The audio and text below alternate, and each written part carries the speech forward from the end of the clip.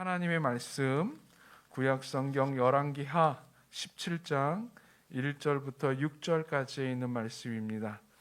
구약성경 590면에 있습니다. 열왕기하 17장 1절부터 6절까지 있는 말씀,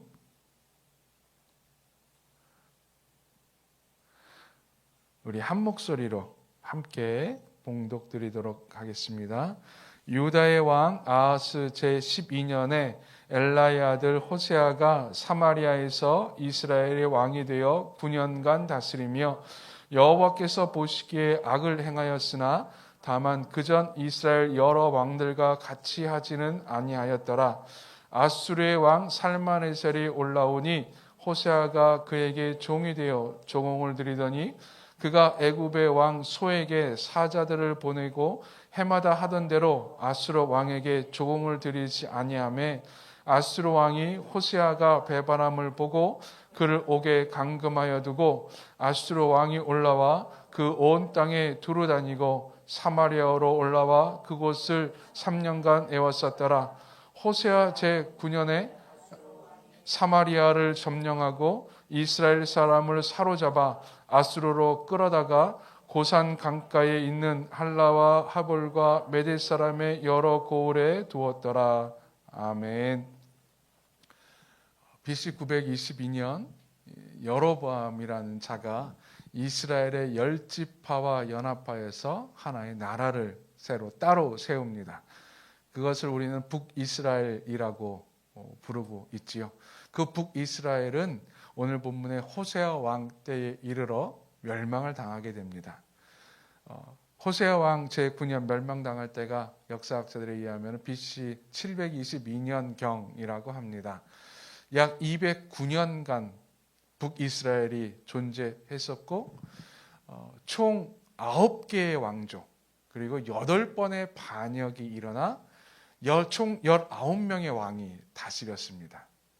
200년 동안에 8번의 반역이 일어났다고 하는 것은 많은 반역이 일어난 것이지요. 19명의 왕이 다스렸는데 특히 이 마지막 왕 호세아 전 약 30년 동안에 우리가 알고 있는 예후 왕조의 여로보암 2세가 죽고 난 이후에 그의 아들이 즉위를 하거든요. 근데 그 아들이 스가랴가 즉위한 이후 약 30년간인데 4번의 반역이 일어납니다. 30년 동안 4번의 왕조가 바뀌는 아주 국내적으로 정세가 많이 불안하고 정신없었던 혼탁했던 시절이 바로 북이스라엘의 마지막 때였습니다. 국내 정세는 늘 항상 불안했어요. 늘 반역이 일어나고 누가 나를 죽일지 모르고 내가 또 번역할지 모르니까 서로 의심과 시기의 눈빛을 주고받던 시기가 북이스라엘의 마지막 때였고요. 국내는 그렇고 국외적으로는 오늘 본문에 보니까 아수르라고 하는 나라가 나오는데 아수르가 팽창 정책을 벌였을 때입니다. 지금 터키 지역에 아수르라는 나라가 있었는데 그 나라가 점점 커지면서 남하 정책을 펼칩니다. 그래서 아람을 정복하고요. 북이스라엘까지 정복을 하려고 합니다. 그래서 북이스라엘이 정복당하지 않기 위해서 조공을 바치고 신화된 예를 갖춥니다. 아수르에게 이제 계속 뭘 갖다 바쳐요. 근데 이 호세아 왕은 이 아수르에 대해서 별로 좋지 않은 감정을 가지고 있었나 봅니다. 그래서 반아수르 정책을 펼칩니다. 그래서 아수르의 남하 정책을 별로 좋아하지 않았던 그 당시에 그 나름대로 강대국이었던 이집트와 손을 잡아요. 그래서 이집트 왕과 손잡아서 반아수르 정책을 펼치는데 당시에 이집트는 아수르에 비하면 아무것도 아니었습니다. 아수르가 화가 나서 북이스라엘을 내려와서 정복을 펼칩니다. 근데 이집트는 전혀 도움이 되지 않아요. 전통적인 강국이었던 이집트도 아수르에는 상대가 되지 않았습니다. 결국 호세아는 잡혀가고 호세아 제9년에 사마리아는 완전히 멸망을 당하고 사마리아에 있었던 유대인들은 다 뿔뿔이 흩어지게 됩니다. 북이스라엘의 멸망. 이 멸망이 주는 교훈이 있습니다. 북이스라엘의 멸망이 주는 교훈. 여러분, 우리는 누구나 멸망당하는 것을 원하지 않습니다. 살아있기를 원하고 복받기를 원하고 성장하기를 원합니다. 유지하기를 원합니다. 근데 북이스라엘을 멸망할 수밖에 없었던, 그 하나님께서 북이스라엘을 멸망시키시면서 우리에게 주시는 교훈이 있는데 그 교훈을 이 시간에 간단하게 살펴보고자 합니다. 바르게라고 하는 단어를 가지고 우리가 살펴볼 텐데요. 첫 번째, 멸망당하지 않기 위한 우리의 모습, 바르게 섬기기입니다. 바르게 섬기기. 우리는 북이스라엘이 우상을 많이 섬겼다. 특히 아합 왕 시절에 바알과 아세라를 막 섬기고 그랬으니까는 북이스라엘은 하나님을 섬기지 않은 줄로 착각을 하는 경우가 종종 있습니다. 근데 북이스라엘 사람들도 하나님을 섬겼습니다. 그러니까 여호와 하나님을 섬겼어요. 그래서 열왕기서에 보면 북이스라엘 왕들이 종종 전쟁을 나갈 때 하나님께 묻는 장면들이 나옵니다. 하나님의 선제를 불러다가 얘야, 우리가 전쟁 나가면 승리하겠니? 하나님께 한번 여쭤봐 라고 말하는 장면들이 종종 나와요. 즉 북이스라엘은 하나님을 섬기지 않았던 나라가 아니라 하나님을 섬겼던, 민족의 신 여호와 하나님을 섬겼던 나라예요. 근데 그들은 잘못 섬겼어요. 왜 잘못 섬겼느냐? 하나님을 다른 신과 함께 섬겼습니다.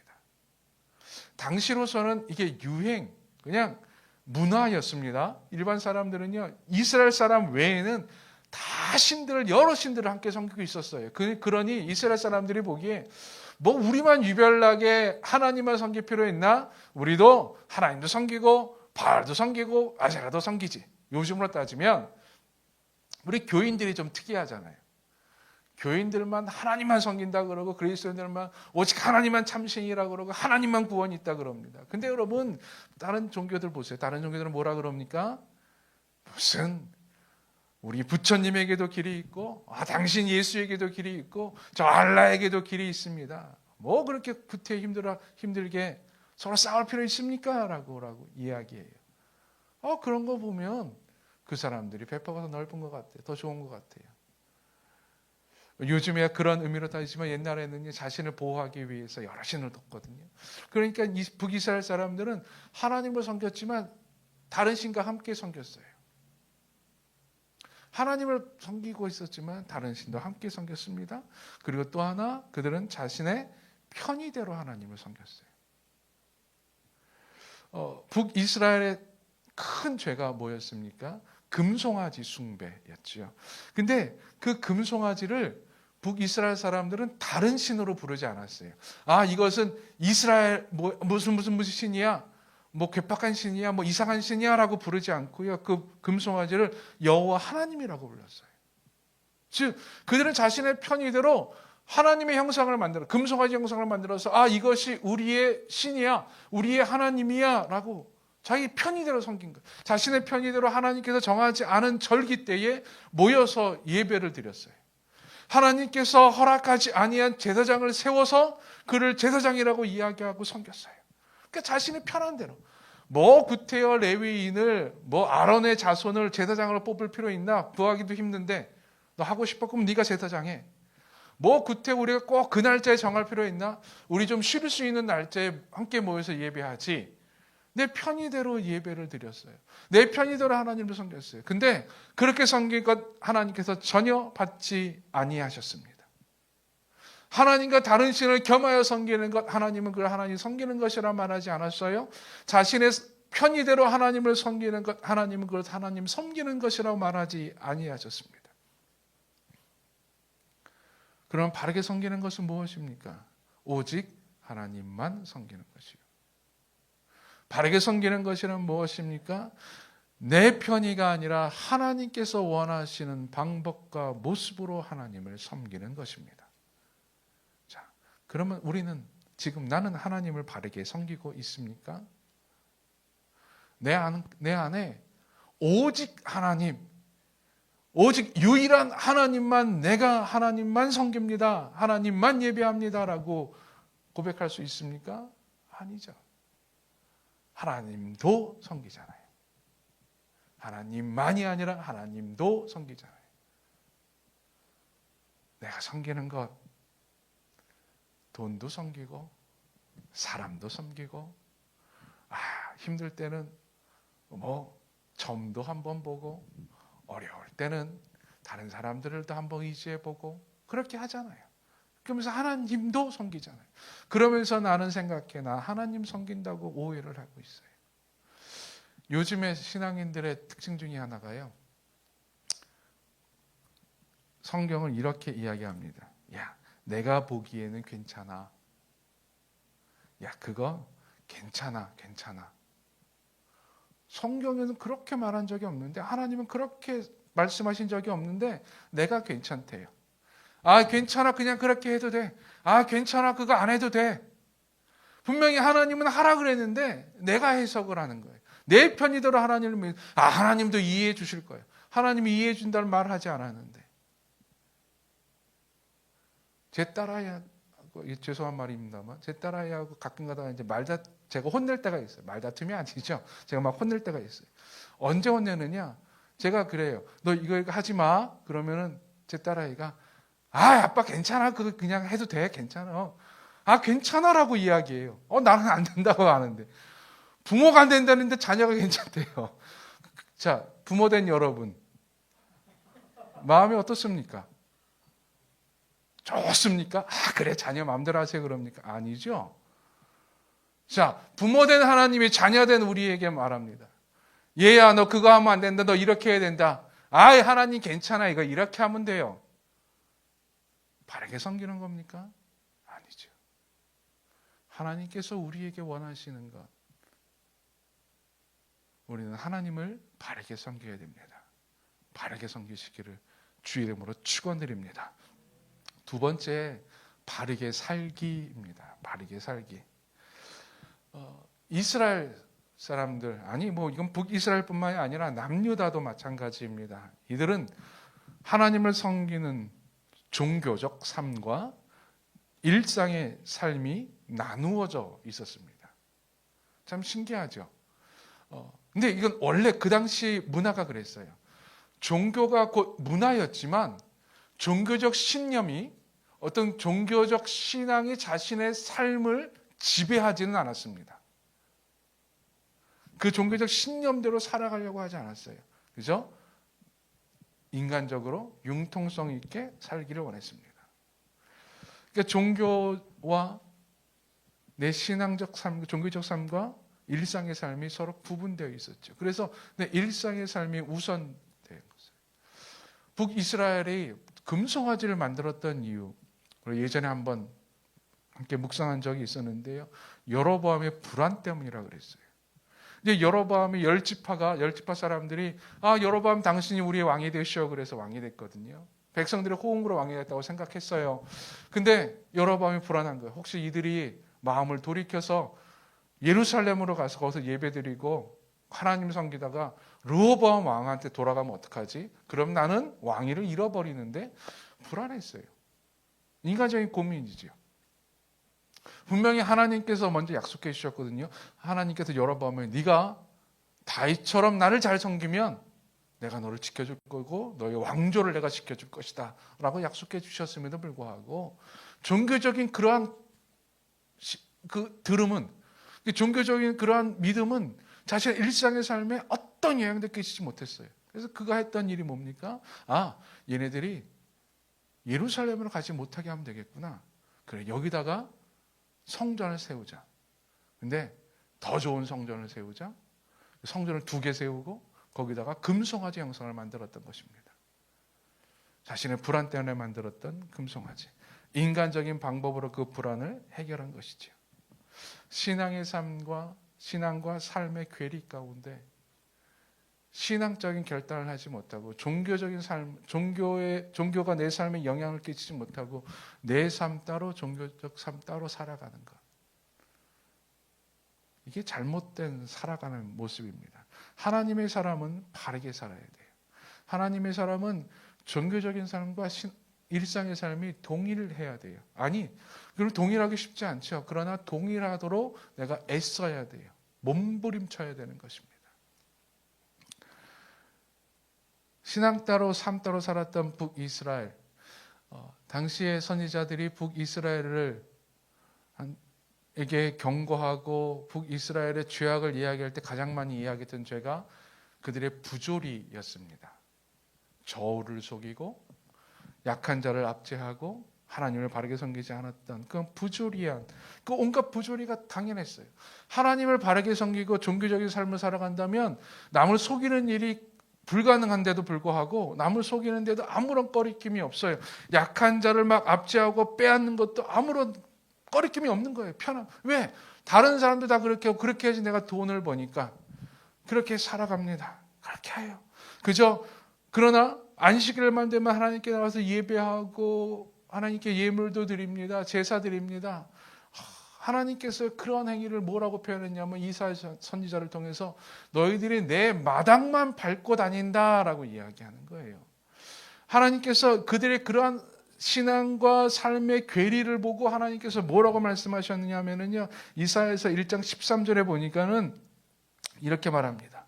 성애와 더불어 악을 행하는 것을 내가 도저히 견디지 못하겠노라.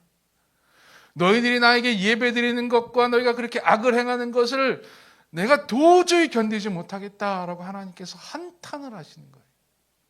자, 여러분, 이 하나님의 한탄이 지금 나에게 하는 한탄이 아닙니까? 지금 나에게 말씀하시는 것 아닙니까? 그저 종교적인 삶을 내 일상의 어떤 습관에 불과하지 않습니까? 내 삶의 부속물로 전락해 있지 않습니까? 아니, 내가 살기 위해 하나의 방편으로 내가 힘들 때 좀 의지할 때가 필요해요. 내가 누군가에게 부탁할 때가 필요해요. 내가 누군가를 좀 의존할 때가 필요할 때만 그때만 하나님을 꺼내 쓰고 있지 않습니까? 내가 기도가 필요할 때만 교회에 나와서 하나님께 무릎 꿇고 하나님을 의지하고 있지 않습니까? 일상에는 전혀 의지하지 않아요. 그저 그렇게 살아갑니다. 내 편의대로 살아가요. 여러분, 요즘에 예전부터 교회가 가장 욕먹는 가장 큰 이유가 뭡니까? 그리스도의 손가락질 받는 이유가 뭡니까? 삶과 신앙이 서로 떨어져 있기 때문에 그래요. 내 삶은 내 마음대로 살아가요. 신앙은 교회에서는 아주 멋진 고결한 자처럼 살아갔는데 교회 밖을 나오자마자 그저 그런 사람으로 살아가요. 북이스라엘의 사람들은 다 그랬습니다. 하나님이 그걸 보고 있을 수 없으셨죠. 우리는 신앙과 삶이 일치하는 자가 되어야 됩니다. 그렇게 바르게 살아야 돼요. 그것이 이제 다음 주에 히스기야 왕을 볼 텐데 히스기야 왕의 모습이기도 하고요. 다윗 왕의 모습이기도 합니다. 다윗은 하나님부터 기름 부음 받아서 왕이 될 자였어요. 왕이 될 자였어요. 근데 잘 나가다가 사울 왕이 그를 죽이려고 합니다. 도망을 갑니다. 네, 무조건 도망간 것뿐만이 아니었어요.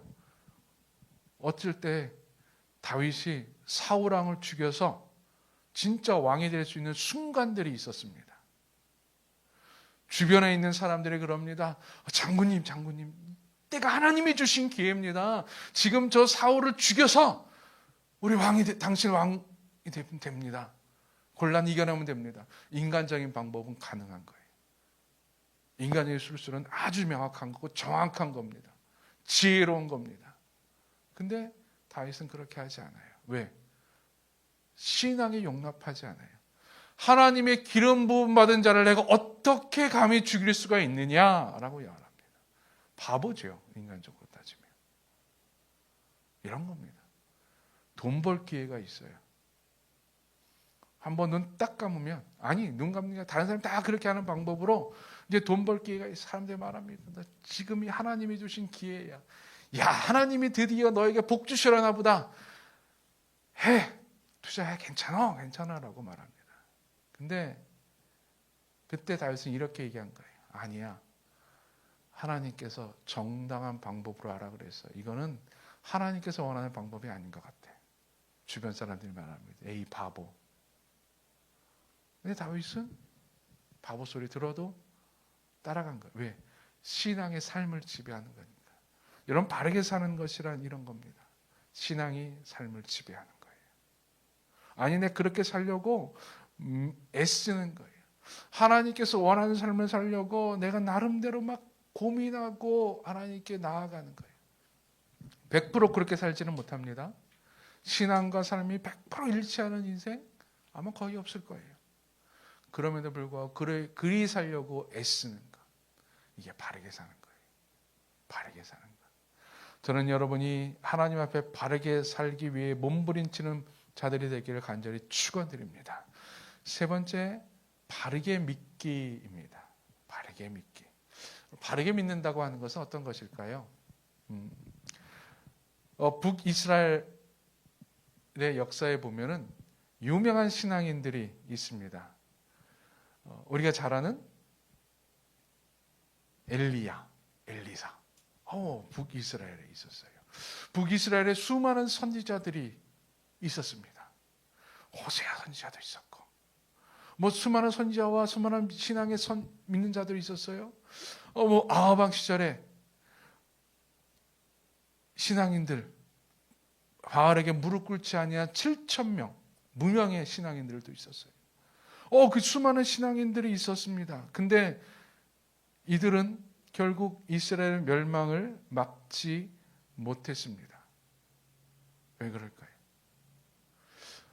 내가 아주 잘 믿는, 난 하나님을 너무나 열심히 믿고 바르게 살아가는 사람인데 왜 하나님은 이스라엘의 멸망을 그들 때문에 막지 아니하셨을까? 왜 그들은 이스라엘 멸망을 막지 못했을까?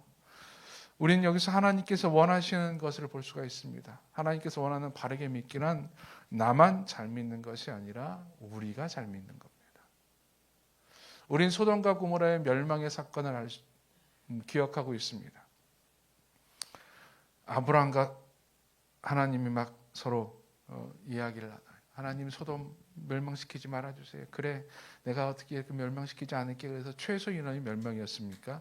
10명이었어요. 10명만 있으면 소돔 멸망시키지 않을게. 학자들이 이야기합니다. 그 10명이라는 숫자가 무엇이냐? 당시에 공동체를 이루는 최소 인원이었다라고 말을 해요. 즉, 저기는 하나의 공동체, 하나의 모임이야, 하나의 가족이야 라고 말할 때 할 수 있는 최소 인원이 10명이었다고 하는 거예요. 즉, 하나님께서 말씀하신 거예요. 내가 그곳에 믿는 자가 아니라 믿는 공동체가 있을 때 그 소돔을 멸망시키지 않을 것이다. 하나님께서 원하시는 것은 믿는 자가 아니라 믿는 공동체라고 하는 거예요. 여러분, 바르게 믿는다고 하는 것은 무엇이냐? 나만 믿는 것이 아니라 우리가 믿게 하는 거예요. 나만 믿는 것이 아니라 나도 믿고 너도 믿고 우리가 믿을 수 있도록 만드는 것이, 그렇게 믿게 하는 것이 바르게 믿는 것이라고 하는 것입니다. 여러분, 그래서 교회가 필요한 거예요. 여러분, 교회 되게 복잡해요. 힘들기도 하고요. 그저 나만 예수 잘 믿으면 되는, 나만 예수 잘 믿고 내가 예수 믿고 구원받으면 되는 것 아닙니까? 내가 예수를 잘 믿고 예수님처럼 따라 살아가면 되는 것 아닙니까?